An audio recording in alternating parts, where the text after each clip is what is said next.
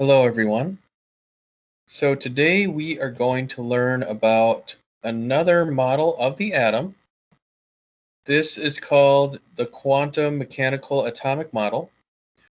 We have the link for the reading, we have the practice questions, and we have my email that you send them to. And we're looking at the post, the quantum mechanical atomic model. So this one is a bit complicated, but it is also somewhat simple. So in 1926, there was this Austrian physicist by the name of Schrödinger.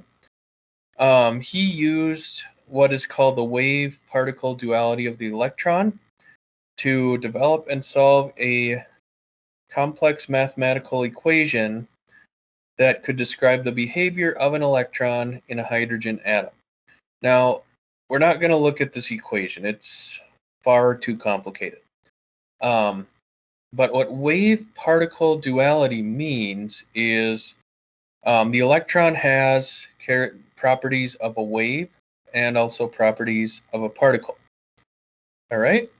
So the quantum mechanical model is going to come from the solution to Schrödinger's equation. All right? So electrons have these quantities of energy, and different from the Bohr model, this one actually has a mathematical basis. So Bohr kind of assumed that electrons had an energy, but Schrödinger was able to use mathematics to find that quantity of energy. All right? So in the Bohr model, the path of the electron was this very well-defined circular orbit around the nucleus. The quantum mechanical model only gives the probability of finding an electron at a given point around the nucleus. All right, so they're not going to orbit the nucleus necessarily. So the location of the electrons is going to be referred to as the electron cloud. So instead of it being a planetary orbit, it's this electron cloud.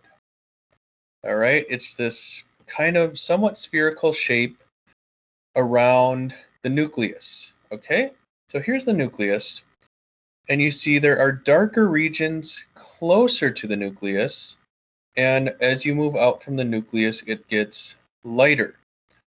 So,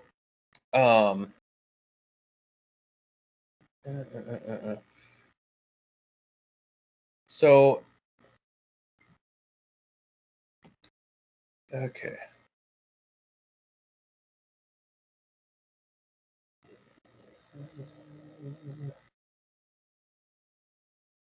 Okay. Okay. I just lost my train of thought there. So the probability of finding an electron is higher in the darker regions that are closer to the nucleus. As you move out of the nucleus, away from the nucleus, it is going to have a lower probability. So sorry, I lost my train of thought there for a moment. So in order to define the shape of the cloud, we need to define a region of space where we have a 90% probability of finding the electron. And this space is called an orbital.